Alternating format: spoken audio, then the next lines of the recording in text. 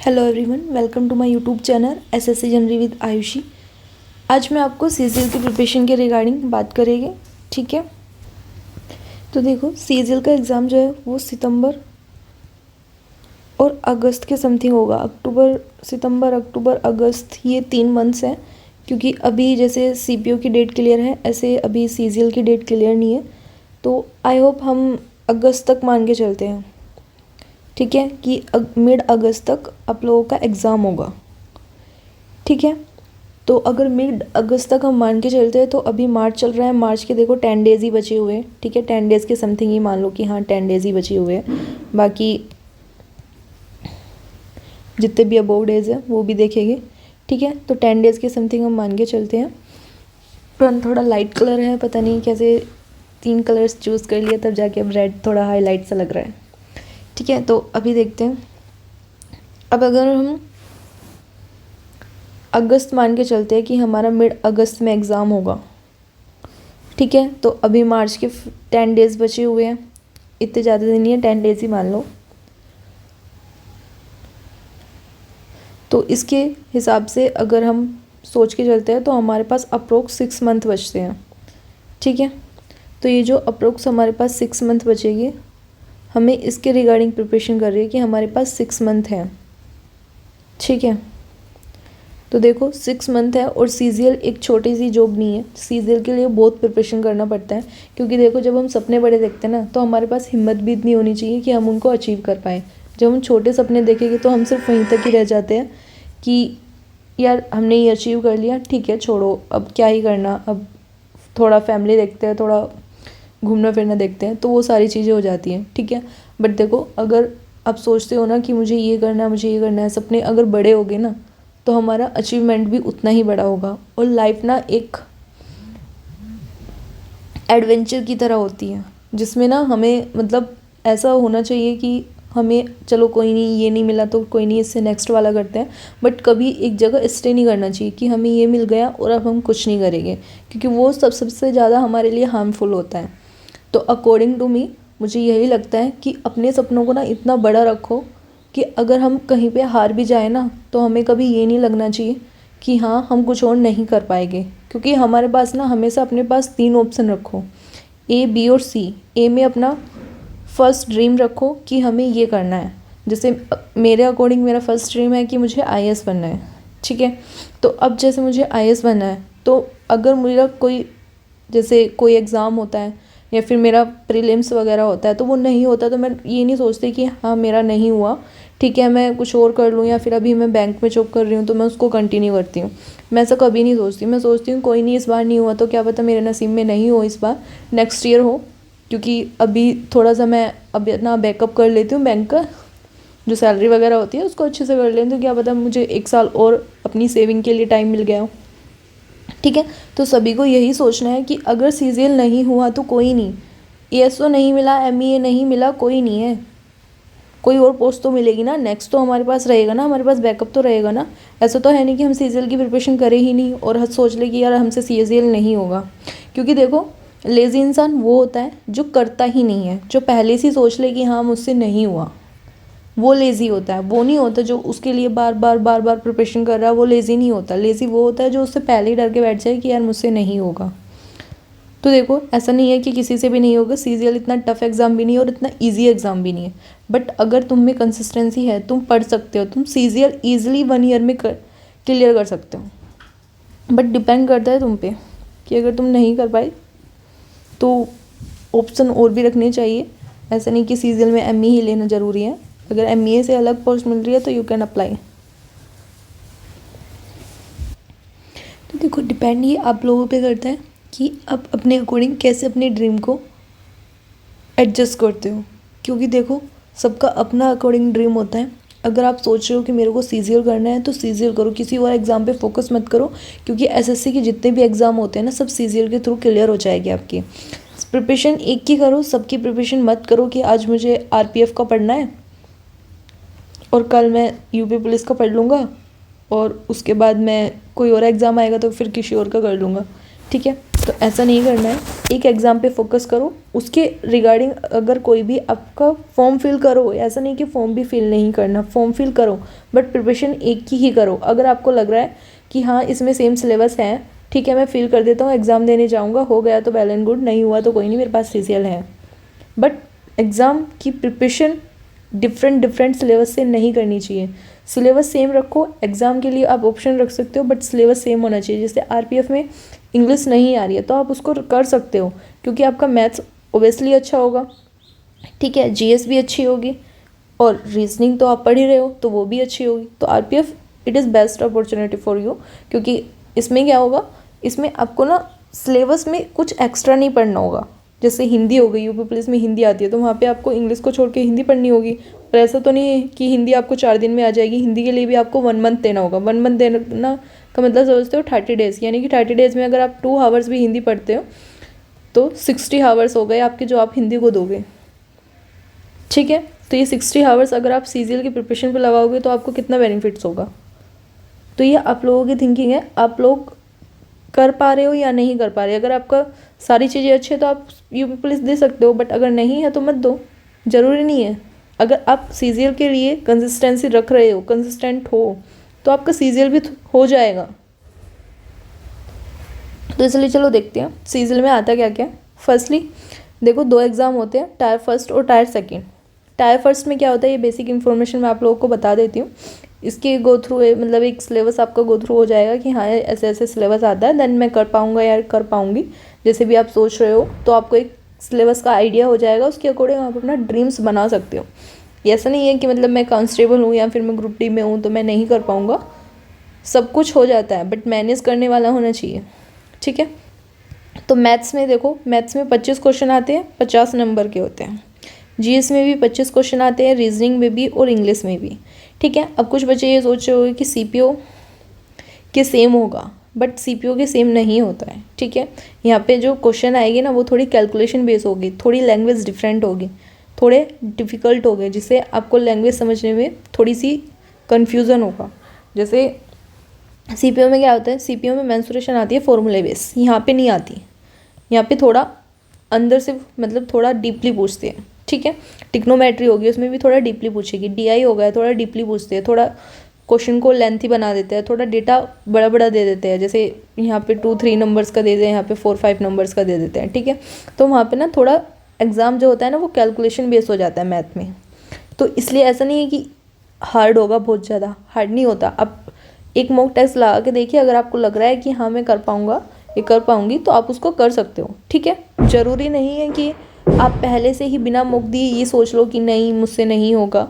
तो ये आप लोगों की थिंकिंग है, आप इसको बिल्कुल भी ऐसा मत सोचो कि नहीं कर पाओगे। सिर्फ यही सोचना है कि मैं कर लूँगा। और CGL कोई बहुत बड़ा इशू नहीं है और बहुत बड़ी कोई अपॉर्चुनिटी भी नहीं है, ठीक है। अगर आप ये सोचो कि CGL ही सब कुछ है, CGL नहीं है। CGL से बड़ी बड़ी पोस्ट भी हैं जो IAS के थ्रू आप लोगों को मिलती है, ठीक है, UPSC के थ्रू। तो इसमें आपको DSP वगैरह मिलता है, ठीक है। तो बहुत सारी चीज़ें हैं। अगर आप सोच रहे हो कि CGL के थ्रू नहीं जाना, मुझे UPSC के थ्रू जाना है, तो आप वहाँ पे भी मूव ऑन कर सकते हो, बट ड्रीम्स एक रखो। ऐसा नहीं कि आपको RPF में भी जाना है, आपको UP पुलिस में भी जाना है, आपको UPSI भी बनना है और आपको CGL भी देना और CPO भी देना है। तो ये थोड़ा कन्फ्यूज़ हो जाएगा। और जब आपके पास इतने सारे ऑप्शन होते हैं ना, तो जब आप इन्हें चॉइस करते हो ना तो यहाँ पे कंफ्यूज हो जाते हो कि अभी चलो मेरा UP पुलिस का एग्ज़ाम आ रहा है, मैं 1 मंथ हिंदी पढ़ लेता हूँ, ठीक है। फिर आप सोचते हो कि मेरा UPSI का आ रहा है, मैं हिंदी भी पढ़ लेता हूँ, करंट भी पढ़ लेता हूँ। मेरा रेलवे का एग्ज़ाम आ रहा है तो मैं थोड़ा सा साइंस पे ज़्यादा ध्यान दे लेता हूँ। तो यहाँ पे जो आपकी कंसिस्टेंसी होती है ना CGL के रिगार्डिंग, वो आप थोड़ा उसको छोड़ देते हो। और जब यहाँ पे आप थोड़ा उसको छोड़ देते हो ना, तो यहीं पे आके वो आपका वीक पॉइंट बन जाता है, इसलिए सिलेक्शन नहीं हो पाता, ठीक है। क्योंकि आप कभी भी जाओगे ना दिल्ली में मुखर्जी नगर, जब आप जाते हो तो बच्चे वहाँ पे IAS की प्रिपरेशन करने आते हैं, बट उसके बाद जब वे IAS का प्रिपरेशन करते हैं तो वहाँ पे उनको टीचर सजेस्ट करते हैं कि अगर आप अपना B ऑप्शन भी रख रहे हो ना, और उस पर भी 50% भी आप मेहनत कर रहे हो, तो आपके B ऑप्शन में भी जाने की चांसेस हैं। बट अगर आप ऑप्शन ही 4-5 रख रहे हो और वहाँ पे 50% करके मेहनत कर रहे हो, तो वहाँ पे ना आपका ए होगा, ना बी होगा, ना सी होगा, क्योंकि वहाँ पे ना आप मिडल में ही रहोगे हमेशा। और बहुत सारे बच्चों के पास ऐसा होता है, उनके पास ऑप्शन इतने सारे होते हैं ना कि वो कंफ्यूज हुए रहते हैं।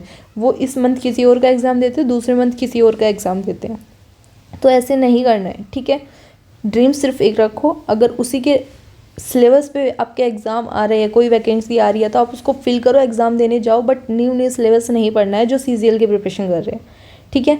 बाकी जो RPF वगैरह की कर रहे हैं वो कर सकते हैं, क्योंकि उनका सिलेबस इतना बड़ा नहीं होता और उन्हें ना मतलब थोड़ा थोड़ा टाइम होता है उनके पास, 6 मंथ 3 मंथ्स। तो CGL के लिए तो कुछ टाइम लगता है, ठीक है। तो ये जो 2 मंथ्स 3 मंथ्स 4 मंथ्स ये पढ़ते ये कर सकते हैं, क्योंकि इनका सिलेबस इतने मंथ्स में कवर हो जाता है। बट CGL का सिलेबस ये नहीं कि आप 4 मंथ में या 5 मंथ में करोगे, आप 6 मंथ से भी ज़्यादा टाइम लग जाता है, ठीक है। अगर कंसिस्टेंसी नहीं है तो आपको 1 ईयर भी लग जाता है CGL का सिलेबस ही कंप्लीट करने में, ठीक है। तो चलो देखते हैं मैथ्स में क्या करना है। मैथ्स में 25 क्वेश्चन आते हैं, GS में भी आपके 25 क्वेश्चन आते हैं, रीजनिंग में भी 25 आते हैं और इंग्लिश में भी 25 मार्क्स क्वेश्चन आते हैं, ठीक है। एक क्वेश्चन जो होता है वो 2 नंबर का होता है, इसलिए 50-50 मार्क्स का आपके नंबर्स के हो जाते हैं।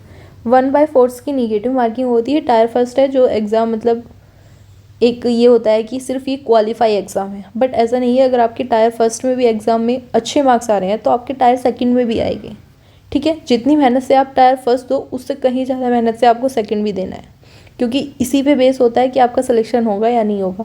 अगर यहाँ पे भी आप 138+ मार्क्स लेकर आते हो तो ओबियसली आपका सेकंड भी अच्छे से जाएगा, ठीक है। तो जितनी टायर सेकंड के लिए मेहनत करनी है उससे ज़्यादा टायर फर्स्ट के लिए करनी है, ठीक है। सिर्फ अपने माइंड में ये रखना, कभी ये मत रखना कि टायर फर्स्ट से क्वालिफाई है और इसको बस हमें क्वालिफाई करना है। क्वालिफाई नहीं करना है, अच्छे नंबर्स लेके आने हैं, ठीक है।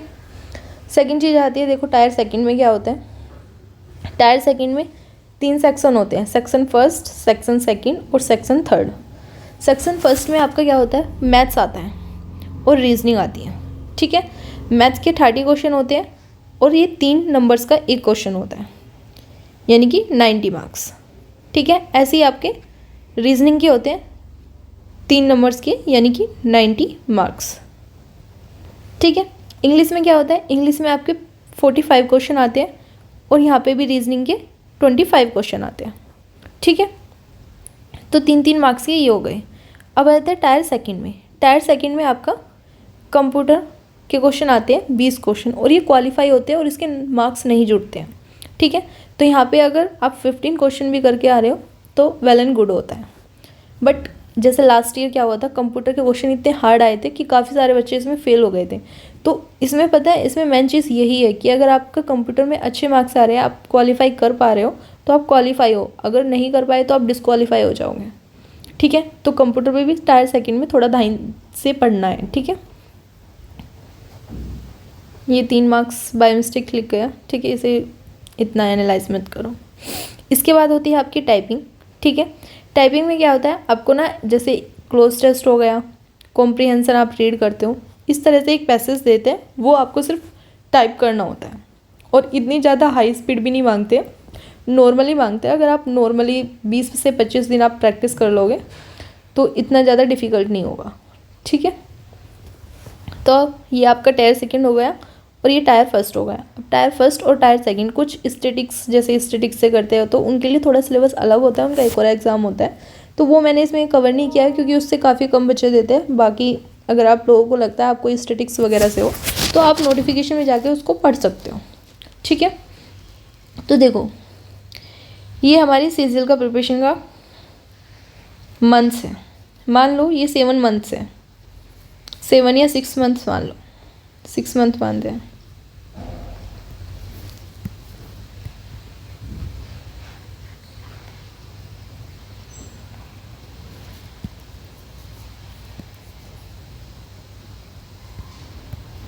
ठीक है। मान लो ये 6 मंथ है। अब कुछ बच्चे जो होते हैं ना, जैसे अभी CPO की प्रिपरेशन कर रहे होगे या फिर यूपी पुलिस की कर रहे हो, जैसे अभी यूपी पुलिस का री एग्ज़ाम होगा तो वो जून में होगा, ठीक है। तो उसे छोड़ते हैं, अभी CGL पे फोकस करते हैं। तो काफ़ी सारे बच्चे होते हैं जो इस टाइम में यहाँ पे 6 मंथ तक प्रिपरेशन करते करते ना बोरिंग से हो जाते हैं, उन्हें लगता है कि नहीं होगा, हम छोड़ देते हैं, हम किसी और को अपना टारगेट कर लेते हैं, हमसे नहीं हो पाएगा, हमारे मार्क्स में नंबर इंक्रीज़ नहीं हो रहे हैं, हमारी कंसिस्टेंसी नहीं हो पा रही है, हमारे नंबर्स इम्प्रूव नहीं हो पा रहे हैं, अटक गए हैं बीच में। यहाँ पे एक टाइम आता है जहाँ पे आपके नंबर ना स्टेबल हो जाते हैं, ठीक है। और ये टाइम ना सिर्फ 100 से ऊपर या 100 से नीचे आने पे होते हैं। यहाँ से नंबर इंक्रीज़ करना बहुत ज़्यादा डिफ़िकल्ट होता है, पर इतना भी डिफ़िकल्ट नहीं होता। सिर्फ हमें अपनी कैलकुलेशन और अपने रिवीजन पे ध्यान देना होता है, ठीक है। तो वो सब भी मैं आपको टारगेट में कवर करा दूँगी, ऐसा नहीं है कि कवर नहीं होगा, तो सब चीज़ें टारगेट में कवर होगी। बट जो बच्चे यहाँ तक प्रिपरेशन करते हैं ना, उनका डेफिनेटली एग्ज़ाम क्रैक होता है। क्यों होता है? क्योंकि एक तो उनकी कंसिस्टेंसी बनी रहती है, बार बार वे डिमोटिवेट नहीं होते। देखो, हर इंसान डिमोटिवेट होता है, ऐसा नहीं है कि कोई इंसान डिमोटिवेट नहीं होता, बट उस डिमोटिवेट को अपने मोटिवेट बना के रखना, यही एक सबसे बड़ी चीज़ होती है कि आपको उसे कैसे फेस करना है, ठीक है। तो आपको सीजीएल की अगर प्रिपरेशन कर रहे हैं ना, तो बीच में डिमोटिवेट होना नहीं है और कंसिस्टेंसी के थ्रू करना है, तभी आपका होगा। अब कुछ बच्चे जो होते हैं उनका इतना सिलेबस कंप्लीट हुआ होता है, ठीक है। अब वो सोचते हैं कि हमें इतना सारा सिलेबस कंप्लीट करना है। तो देखो, जिनका इतना सिलेबस कंप्लीट करना है, इतना सिलेबस कंप्लीट हो चुका है और उन्हें सिर्फ इतना सिलेबस कंप्लीट करना है, तो वो डेफिनेटली कर लेगी, क्योंकि 6 मंथ है हमारे पास, और 6 मंथ इतना कम टाइम भी नहीं है और इतना ज़्यादा टाइम भी नहीं है। अगर हम कंसिस्टेंसी के साथ पढ़े तो हम कर सकते हैं, ठीक है। अब 75% बच्चे क्या सोचते हैं कि हमने इतना सारा पढ़ लिया और हमारा रिवीजन नहीं हुआ है और हम सिर्फ पढ़ते पढ़ते जा रहे हैं, ठीक है। तो वो वाला काम नहीं करना है आपको। आपको पढ़ना भी है और रिवीजन भी करना है, क्योंकि जब हमारा जो हमने इतना पढ़ा है ना, अगर हमारा इतना भी 100% श्योर है, हम यहाँ से अगर क्वेश्चन आए और हम अटैम्प्ट कर दे तो वो भी इनफ होता है। बाकी ये अगर हमने नहीं पढ़ा 25%, तो कोई इशू नहीं है। बट अगर हमने 25% ही पढ़ा है और हम सोच रहे हैं कि हमारे 75% के मार्क्स आ जाएंगे, तो ये बिल्कुल भी नहीं होगा, ठीक है। कोई वो नहीं है कि जादू टोना कि ऐसे मार्क्स आ जाएंगे, ठीक है। पढ़ना पड़ता है, सब चीज़ें करनी पड़ती हैं, ठीक है। सेकंड आ जाते हैं करना कैसे है। तो देखो, पहले मैं आप लोगों को सोर्स बता देती हूँ कि आप लोगों को फॉलो क्या क्या करना है, ठीक है। बुक्स में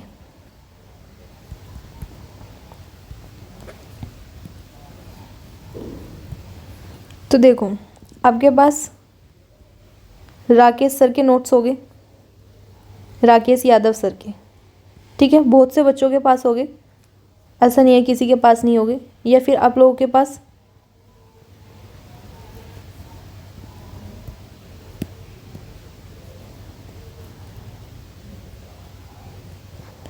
गगन सर के नोट्स हो गए, ठीक है। या फिर आपके पास किसी भी मतलब आपने खुद के बनाए हुए नोट्स हो गए, ठीक है। जो आपने ऐसे ही कि ये वाला टॉपिक्स मैंने राकेश यादव सर से पढ़ा है, ये मैंने रैम्बो सर से पढ़ा है, ये मैंने आभान सर से पढ़ा है, या फिर ये आपने आदित्य रंजन से पढ़ा हुआ है, तो ये आपके खुद के नोट्स हो गए, ठीक है। तो जो भी आपके पास अर्थमेटिक्स में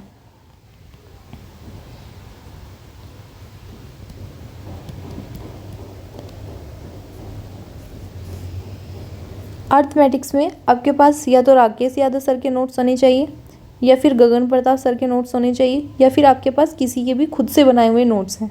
बस मेन चीज़ है कि आपके पास नोट्स होने चाहिए, ठीक है। अगर किसी के पास नोट्स नहीं है, तो वो जैसे अब क्लास लेगा, ठीक है, उसे उसी के अकॉर्डिंग अपने नोट्स बनाने हैं। ऐसा नहीं है कि आप एक एक क्वेश्चन नोट करोगे, ठीक है। तो एक एक क्वेश्चन नोट नहीं करना है, सिर्फ वही चीज़ें नोट करनी है जो आपको लग रहा है कि हाँ, मुझे इस चीज़ के नोट्स बनाने हैं। जैसे टाइप वाइज क्वेश्चन होते हैं, ठीक है। फर्स्टली तो आपको टाइप वाइज क्वेश्चन सीखने हैं और टाइप वाइज ही आपको नोट्स बनाने हैं, ठीक है।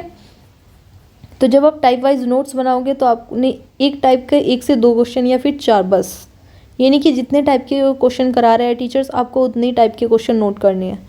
उतने टाइप के क्वेश्चन नोट नहीं करने, 1 या 2 टाइप के का मतलब जैसे एक टाइप के 1 या 2 क्वेश्चन कर सकते हो नोट, ठीक है। बाकी सबको आपको खुद से सोल्व करने हैं। अगर आपको लग रहा है कि नहीं हो पा रहा, फिर उसको नोट करना है, ठीक है। सेकंड चीज़ आती है एडवांस के लिए क्या करना है आपको। एडवांस में देखो, या तो आपके पास पीडीएफ वगैरह हो किसी की, ठीक है, क्योंकि इसमें फॉर्मूला बेस होते हैं, तो आपके पास पीडीएफ वगैरह होनी ज़रूरी है। अगर नहीं है तो आप कमेंट सेक्शन में बता सकते हो, मैं टेलीग्राम ग्रुप पे आपको अपलोड करा दूँगी, तो वहाँ से आप फाइंड आउट कर सकते हो कि आपको किसकी पीडीएफ सही लग रही है। ठीक है, तो आपको एडवांस मैथ पढ़ने के लिए मैं आपको टीचर्स बता देती हूँ। अगर आप इन टीचर से पढ़ना चाहते हो तो इन टीचर से पढ़ सकते हो। जैसे गगन प्रताप सर हो गए, रैम्बो सर हो गए, आभास सर हो गए, ठीक है, पवन राव सर हो गए और आदित्य सर हो गए, आदित्य रंजन,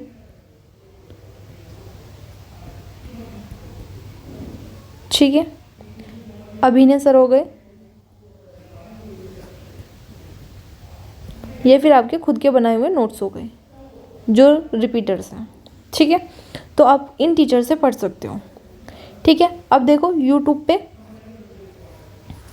किससे पढ़ना होता है, तो यूट्यूब पे देखो मोस्टली सभी के कोर्स आपको फ्री में अवेलेबल हो जाते हैं। आप अगर देखोगे किसी की भी प्लेलिस्ट में जाओगे तो उन्होंने बहुत सारा सिलेबस कवर कराया हुआ है, तो ज़रूरी नहीं है आपको किसी का पेड ही बेच लेना है। अगर आप फ्री पढ़ना चाहते हो तो आप फ्री भी पढ़ सकते हो। ठीक है, और मैं हमेशा अपने टारगेट में ना फ्री कोर्स बताती हूँ, कभी भी आपको पेड कोर्स का लिए सजेस्ट नहीं करती। ठीक है, तो यूट्यूब से आपको सभी की वीडियो अवेलेबल हो जाएगी, वहाँ से देख सकते हो। अगर किसी को नहीं मिलती है तो आप कमेंट सेक्शन में बता सकते हो, मैं आपको उसकी प्लेलिस्ट शेयर कर दूँगी। ठीक है, तो प्रैक्टिस के लिए क्या होना चाहिए आपके पास, प्रैक्टिस के लिए बात कर लेते हैं।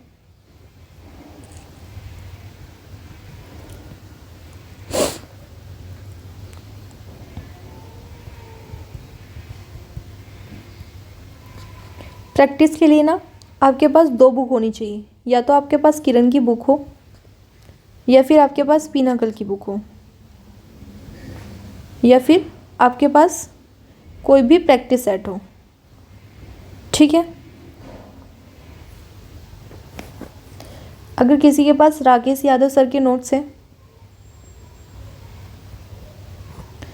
तो उसमें देखो जो अपडेटेड बुक है उसमें 7300 प्लस क्वेश्चन आप लोगों को मिल जाएंगे। ठीक है, बाकी अभी 2023 के भी अपडेट हो गए तो और भी ज़्यादा क्वेश्चन मिल जाएंगे आप लोगों को।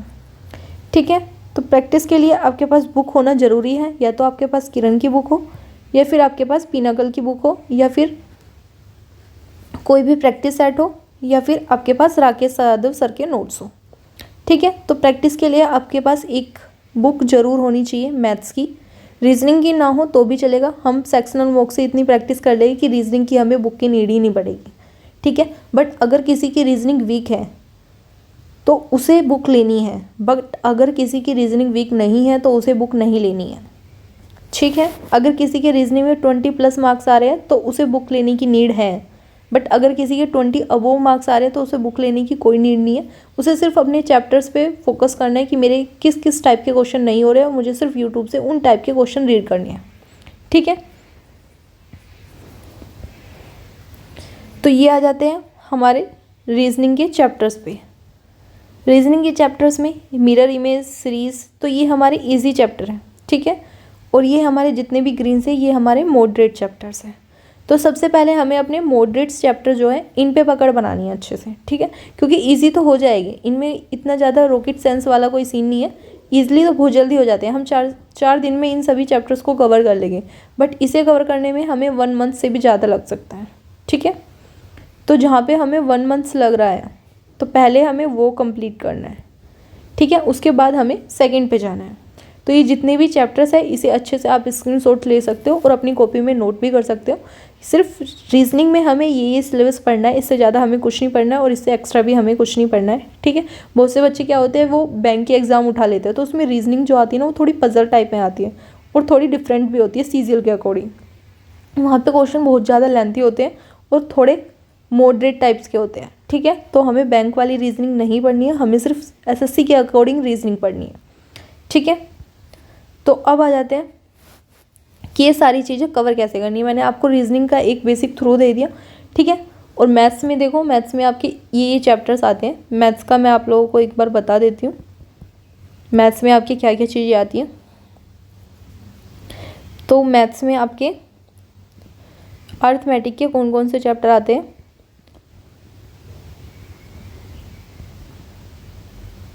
और एडवांस। ठीक है, तो ये आपका रेशियो एंड प्रोपोर्शन हो गया, मिक्सचर एंड अलॉयज हो गया। ठीक है, और एक मिनट, ठीक है, ये आपका पाइप एंड सिस्टर्न हो गया, टाइम एंड डिस्टेंस हो गया, boat, percentage, CI, SI, average, partnership, profit and loss, ये हो गए हमारे अर्थमेटिक्स के चैप्टर। ठीक है, अगर हम बेसिक आइडिया लें तो रेशियो एंड प्रोपोर्शन से एक क्वेश्चन आता है। ठीक है, मिक्सचर एंड अलॉय से एक क्वेश्चन आता है, टाइम एंड वर्क से एक क्वेश्चन आता है, पाइप एंड सिस्टम से एक क्वेश्चन आता है, टाइम, स्पीड एंड डिस्टेंस से एक क्वेश्चन आता है, बोट, स्ट्रीम से एक क्वेश्चन आता है, परसेंटेज और डिस्काउंट से 1 से 2 क्वेश्चन आ जाते हैं। ठीक है, CISI से भी एक क्वेश्चन आता है, एवरेज से भी एक क्वेश्चन आता है, पार्टनरशिप से भी एक क्वेश्चन आता है। मोस्टली यहाँ पे कहने का मीन्स ये है कि अर्थमेटिक में हर चैप्टर से एक एक क्वेश्चन आता है। ठीक है, तो सारे चैप्टर्स इंपॉर्टेंट है। सेकंड आ जाते हैं एडवांस में। एडवांस में क्या है, देखो सिंप्लीफिकेशन है, ज्योमेट्री है, टिक्नोमेट्री है, हाइट एंड डिस्टेंस है, mensuration, algebra, number system, HCF, LCM, DI, coordinate geometry, statics, probability. तो यहाँ पे क्या होता है, देखो ये 3 चैप्टर्स ऐसे हैं जिनसे कभी क्वेश्चन आ जाते हैं, कभी क्वेश्चन नहीं आता। ठीक है, मेंस जो एग्ज़ाम होता है सेकंड, यानी कि सेकंड टायर में, वहाँ पे 1-2 क्वेश्चन आ जाते हैं। प्री में इतने ज़्यादा देखने को नहीं मिलेंगे आपको, मेंस में थोड़ा ज़्यादा देखने के लिए मिलते हैं। ठीक है, तो सिंप्लीफिकेशन में एक क्वेश्चन आ जाता है, ज्योमेट्री के 3 से 4 क्वेश्चन आते हैं, टिक्नोमेट्री के 3 क्वेश्चन आते हैं, हाइट एंड डिस्टेंस का 1 क्वेश्चन आता है, मेंसुरेशन से भी 1 से 2 क्वेश्चन आ जाते हैं, अलजेब्रा के 3 क्वेश्चन आते हैं, नंबर सिस्टम से 1 आता है, HCF, LCM से 1 क्वेश्चन आता है, DI से 3 से 4 क्वेश्चन आ जाते हैं। ठीक है, तो बेसिक आइडिया अगर हम ले, मतलब एवरेज बच्चे की हमने प्रॉफिट एंड लॉस को 3 डेज़ में कंप्लीट कर लिया। ठीक है, मिक्सचर एंड अलॉयज को 2 डेज़ में, ऐसे ही हमने ये चैप्टर्स कंप्लीट कर लिए। तो ये चैप्टर्स जो है हमारे मान लो 40+ डेज़ में आप लोगों के कंप्लीट होते हैं। ठीक है, और ये एडवांस जो है, एडवांस हमने मान लिया कि आप लोगों का इतने डेज़ लगा के ये हो गया बेसिक आइडिया आप लोगों का 45+। ठीक है, इतना हो जाएगा। तो मान लो 40 और 45 डेज़, तो 85 डेज़ हो गए। ठीक है, तो अगर हम एवरेज स्टूडेंट है, हमें लगता है कि हमारा बेसिक मैथ थोड़ा अच्छा है, तो भी हमें 85 डेज़ लगते हैं, क्योंकि CGL का सिलेबस थोड़ा बड़ा है, हमें हर चैप्टर्स कंप्लीट करना है। CP या फिर कांस्टेबल की तरह नहीं है कि हमें सिर्फ अर्थमेटिक करना है, एडवांस से कुछ नहीं करना है। या फिर CPO में एडवांस से थोड़े बहुत क्वेश्चन आते हैं, मतलब थोड़े बहुत नहीं आते, वहाँ पे अच्छे खासे क्वेश्चन आते हैं, बट DI से 8 से 9 क्वेश्चन आ जाते हैं, तो यहाँ पे थोड़ा कम हो जाता है। और ज्योमेट्री, टिग्नोमेट्री से फॉर्मूले बेस्ड क्वेश्चन आते हैं, तो वहाँ पे थोड़ा इजी होता है, बट यहाँ पे थोड़ा डिफिकल्ट है, क्योंकि यहाँ पे हमें सब चीज़ें कवर करके चलनी है, बेसिक से एडवांस पे जाना है। ठीक है, तो ये हो गए आपके मैथ्स के चैप्टर्स। आपको पढ़ना कैसे है, कितने डेज़ में पढ़ना है, एक मैंने वर्बली आपको आइडिया दे दिया है। बाकी आप टारगेट फॉलो करोगे तो आपको पता चलता रहेगा कि आपको कितने डेज़ में क्या क्या टारगेट कंप्लीट करना है। देखो, अगर आप कंसिस्टेंसी के साथ करोगे तो आपका 90 डेज़ में मैथ्स कंप्लीट हो जाएगा, चाहे वो बिगनर्स हो या फिर एवरेज स्टूडेंट हो। बट अगर आप कंसिस्टेंसी के साथ मैथ्स नहीं पढ़ते हो तो आपका 80 क्या, आपका 6 मंथ में भी मैथ्स कंप्लीट नहीं होगा।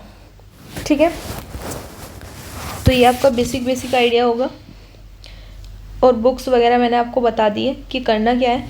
ठीक है,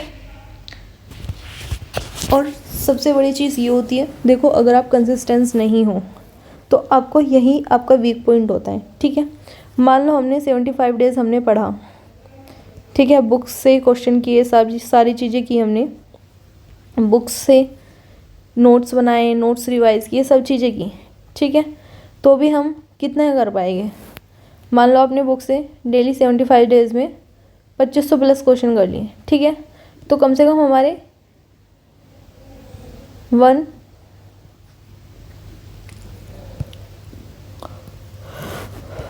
यहाँ पे हम 100 अबोव मार्क्स तक तो पहुँच पाएंगे ना, बट कंसिस्टेंसी चाहिए। आप 30 डेज़ कंसिस्टेंसी के साथ पढ़ के देखो, तब आपको इस चीज़ का बेनिफिट का पता चलेगा कि कितना बेनिफिट होता है। ठीक है, तो ये सारी चीज़ें हैं। अब ये जो सीरीज़ है ये कितने डेज़ की होगी, ये जो टारगेट सीरीज़ होगी ये 6 मंथ की होगी। ठीक है, 180 डेज़ की। तो 180 डेज़ में हम इसे 90 डेज़ और 90 डेज़ में कवर करेंगे। ठीक है। 90 डेज़ में भी नहीं, चलो मैं मान लेती हूँ, मैं इसको 100 डेज़ में कवर करती हूँ। ठीक है, तो 100 डेज़ में देखो क्या होगा, ये आपके 100 डेज़ है, क्योंकि ये बाकी के 80 डेज़ हम रिवीजन के लिए रख देते हैं। ठीक है, 80 डेज़ में हमें रिवीजन करना है, तो हमें 100 डेज़ में अपना सिलेबस सारा कंप्लीट करना है और प्रैक्टिस भी करनी है, जो हमारा सिर्फ 80 डेज़ में जो हमसे फर्स्ट टाइम में नहीं हुआ या फिर हमारा रिवीजन में थोड़ा वीक पॉइंट था, वो सारी चीज़ें कवर करनी है। तो 80 डेज़ में देखो होगा क्या,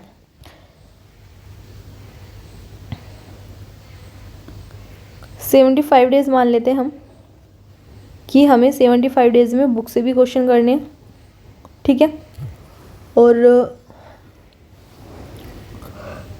सिलेबस भी कंप्लीट करना है। ठीक है, तो ये सारी चीज़ें हो गई, नोट्स वगैरह सब चीज़ें बनानी है। ठीक है, ये इस 100 डेज़ में से, इसमें से 20 डेज़ हो गए हमारे रिवीजन के। ठीक है, और क्योंकि 20 वीक्स तो आएंगे जिसमें हमारा रिवीजन हो जाएगा, और इसमें से मान लेते हैं 10 डेज़ हो गए हमारे मॉक की, जिसमें हम मॉक देंगे।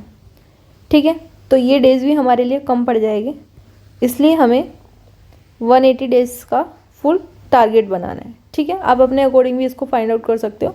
तो आपको यहाँ पे भी देखो, यहाँ पे भी 100 अबाउट डेज़ बैठते हैं।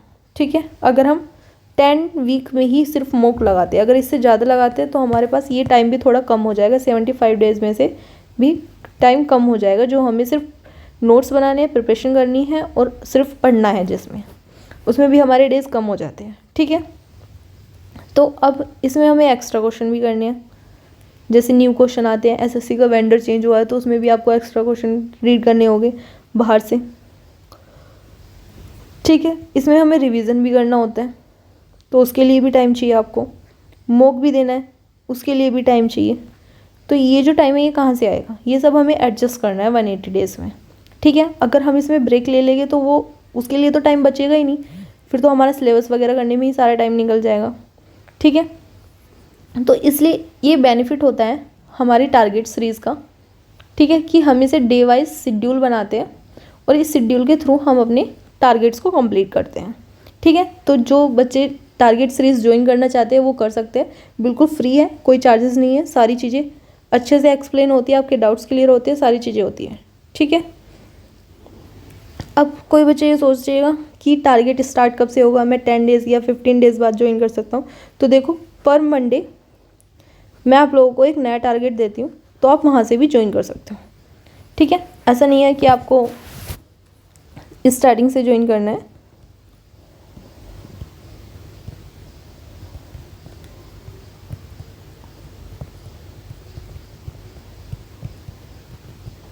तो देखो,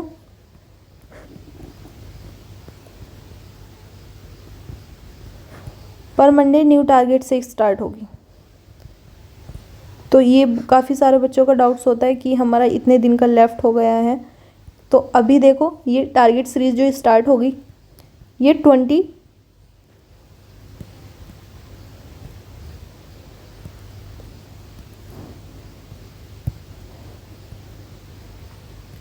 मार्च से स्टार्ट होगी। ठीक है, तो 20 मार्च से जिसको सीजीएल का टारगेट सीरीज़ ज्वाइन करनी है वो कर सकता है।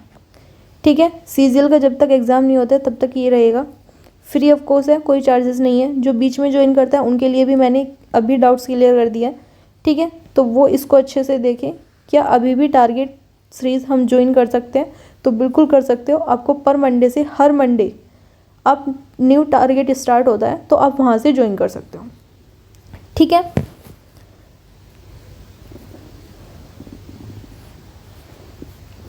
अब आ जाते हैं इंग्लिश के लिए।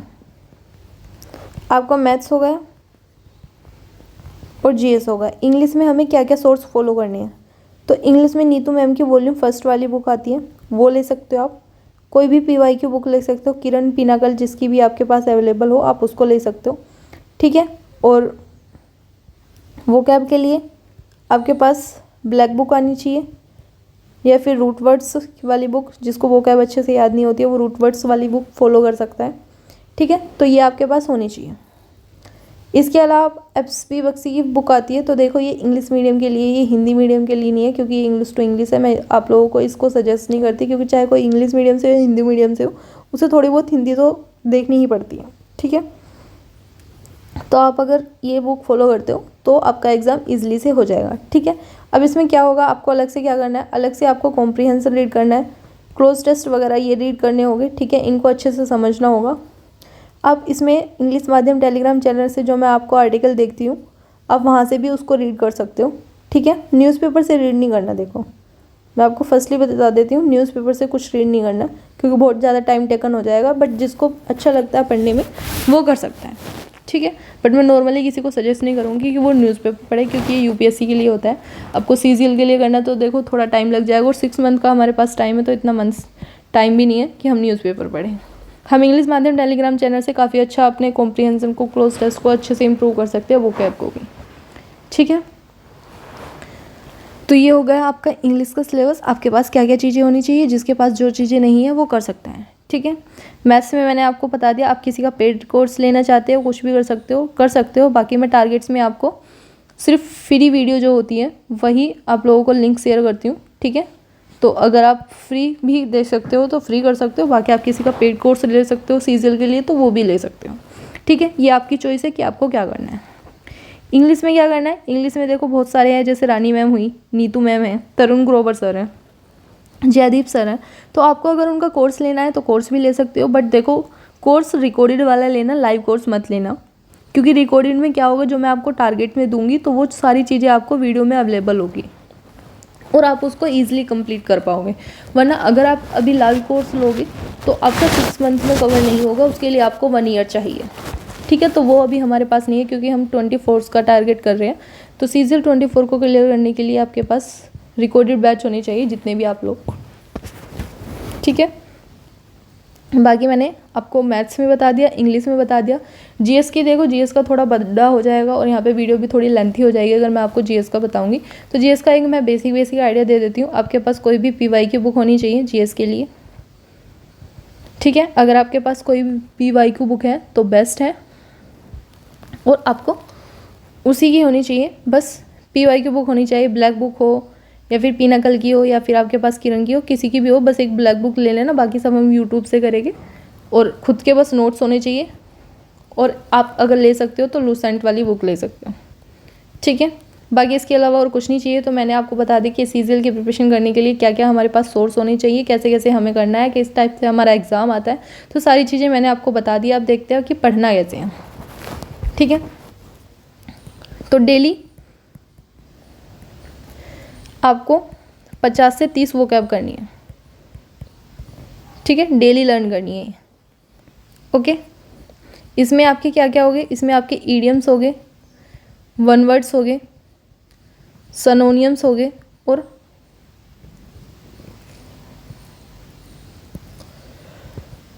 एंटोनियम्स हो गए, ठीक है। तो ये सारी चीज़ें होगी इसमें, ठीक है। तो आपको डेली का अपना टारगेट्स बनाना है कि 50 से 30 वोकैब मुझे करनी है। जो खुद से सेल्फ से करना चाहते हैं ये मैं उनके लिए बता रही हूँ, बट जो टारगेट्स फॉलो करेंगे तो उनके लिए देखो टारगेट में होगा तो उन्हें वहाँ से करनी है। बट ये जो टारगेट्स नहीं फॉलो करते हैं मैं उनके लिए बता रही हूँ उन्हें कैसे करना है, ठीक है। फिर उन्हें ग्रामर्स में क्या क्या करना है, तो ग्रामर्स में देखो रूल्स पढ़ने हैं, आप कहीं से भी पढ़ सकते हो। बस टारगेट ये रखना कि आपके रूल्स जो भी है आप 45 डेज़ में 15 चैप्टर्स कवर कर लो, क्योंकि 15 चैप्टर्स होते हैं ग्रामर के, ठीक है। तो आपको बस ये करना है कि आपके 45 डेज़ में 15 चैप्टर्स कवर हो जाए, ठीक है। प्रैक्टिस करनी है, और आपको मॉक टेस्ट लगाना है, ठीक है। और जितने ज़्यादा मॉक टेस्ट लगाओगे उतना बेनिफिट होगा। और जो क्वेश्चन आपको न्यू लगता है, जैसे कोई क्वेश्चन है ये न्यू है, तो आपको उसको अपने नोट्स में ऐड ऑन करना है, ठीक है। और जितने ज़्यादा आप अपने कम नोट्स बनाओगे ना उतना ज़्यादा बेनिफिट है ग्रामर्स के लिए। सिर्फ 3 से 4 पेज में हमारी ग्रामर्स कवर होनी चाहिए, आपको सिर्फ ये टारगेट लेके चलना है, ठीक है। अब आ जाते हैं पीवाई की बुक से क्या होगा। तो पीवाई की बुक से आपको देखो इंग्लिश में क्या क्या करना है, तो मिक्स एरर करनी है, ठीक है। सेंटेंस इम्प्रूवमेंट करनी है, फिलअप करना है,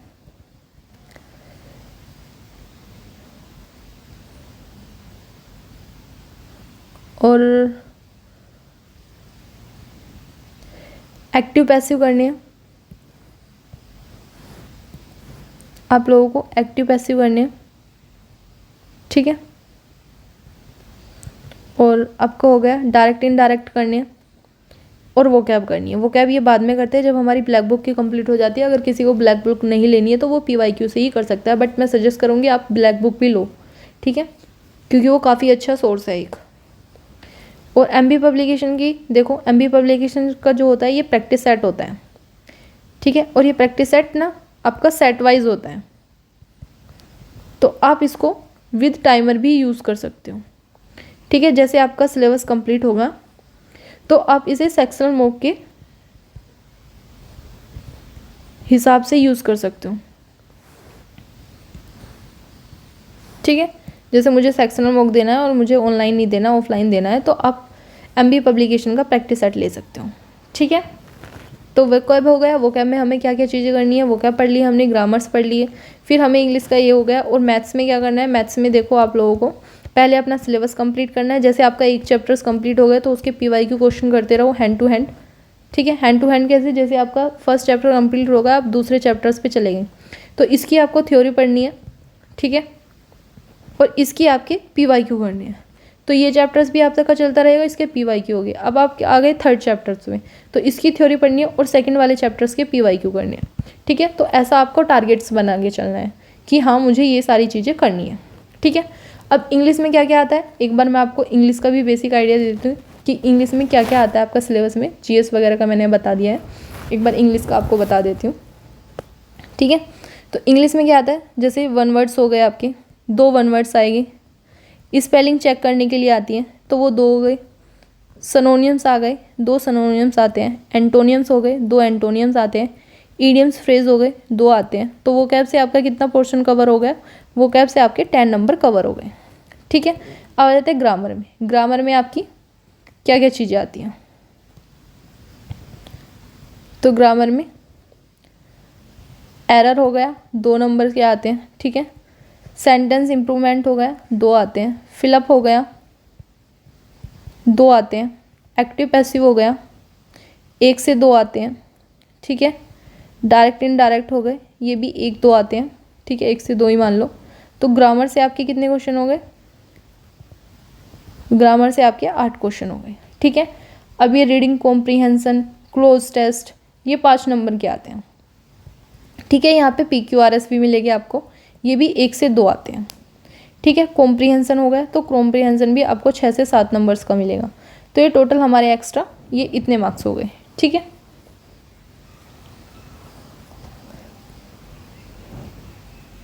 सत्रह नंबर्स के अकॉर्डिंग, ठीक है। तो ये आपके हमारे जो क्लोज टेस्ट रीडिंग से होते हैं ये वे हो गए, ये ग्रामर्स का पार्ट हो गए और ये हमारा वोकैब्स का पार्ट हो गया, ठीक है। तो इसमें क्या करना है, इसमें आपको लिमिटेड सोर्स फॉलो करना है, लिमिटेड बुक और लिमिटेड सोर्स, ठीक है। इसके साथ अपनी आपको प्रिपरेशन करनी है, इंग्लिश की हो चाहे मैथ्स की हो या फिर रीजनिंग की हो, ठीक है। तो यही चीज़ें आपको माइंड में रख के चलना है कि हाँ मुझे इनके थ्रू अपनी प्रिपरेशन को कंप्लीट करना है। ऐसा नहीं है कि आप 4-5 बुक इंग्लिश की ले लो, 3-4 बुक मैथ्स की ले लो तो वो कवर नहीं कर पाओगे। सिर्फ एक बुक लो और उसी को पढ़ो, ठीक है। ज़्यादा से ज़्यादा अपने मॉक टेस्ट दो, रिवाइज करो, सारी चीज़ें करो। पढ़ना कैसे है, सब कुछ कैसे करना है, वो सब टारगेट सीरीज में होगा, ठीक है। तो ये 20 मार्च से स्टार्ट होगी।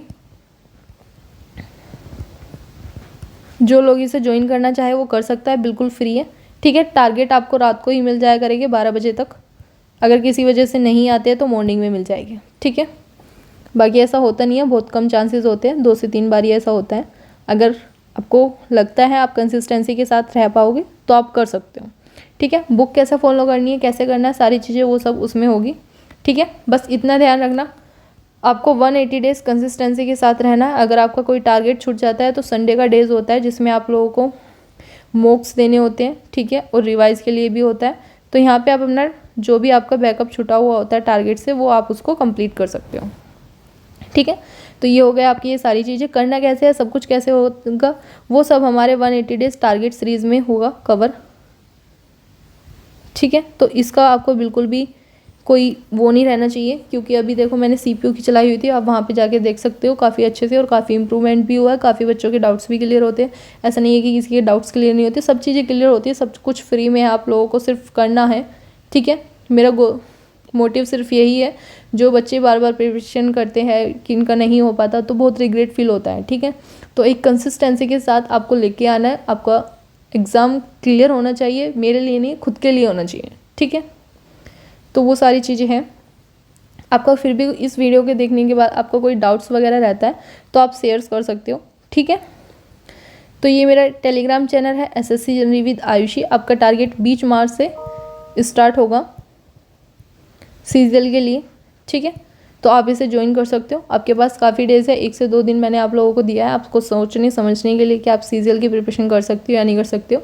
यूट्यूब पे किसी की भी वीडियोस देख सकते हो, बाकी मैंने आपको अच्छे से एक्सप्लेन किया है। अगर फिर भी आपको लगता है कि कुछ मेरे को एक्स्ट्रा देखना है तो आप देख सकते हो। देखो ये फ्री मेंटरशिप प्रोग्राम है, टाइम वेस्ट ना हो इसलिए मैंने इसको बनाया है।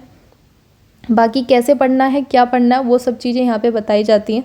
ठीक है, सब कुछ फ्री होता है, PDF भी दी जाती है, आपको लिंक भी दिया जाता है वीडियो का। ठीक है, फुल एक्सप्लेनेशन होती है, बुक्स कैसे पढ़नी है, कि क्या चीज़ें करनी है, सब कुछ होता है। ठीक है, एवरी संडे आपका रिवीजन के लिए होता है। तुम्हारे पर्सनल डाउट जितने भी होते हैं वो सब कुछ सोल्व करती हूँ मैं। ठीक है, रिप्लाई देती हूँ सभी का। टेलीग्राम पे आप मैसेज कर सकते हो, कमेंट सेक्शन में दे सकते हो, वहाँ पे भी सभी का रिप्लाई होता है। ठीक है, तो इसलिए जिसलिए आपका टाइम वेस्ट ना हो, कंसिस्टेंसी के साथ आप पढ़ो। ठीक है, डायरेक्शन से बचो, ये जो रील्स वगैरह देखते हो उन सब के लिए, तो इसलिए मैं आपको टारगेट सीरीज प्रोवाइड करा देती हूँ। बाकी जो इस अच्छे से फॉलो करना चाहता है वो कर सकता है। ठीक है, तो ये मेरा टेलीग्राम चैनल है SSC journey with Ayushi, link आप लोगों को डिस्क्रिप्शन में मिल जाएगा, वहाँ से आप लोग ज्वाइन कर सकते हो। वीडियो अगर अच्छी लगी हो तो प्लीज़ लाइक, शेयर और सब्सक्राइब कीजिएगा। ठीक है, thank you for watching my video. मिलते हैं 20 मार्च को अपने फर्स्ट डे के टारगेट के साथ। तब तक के लिए जय हिंद, जय भारत।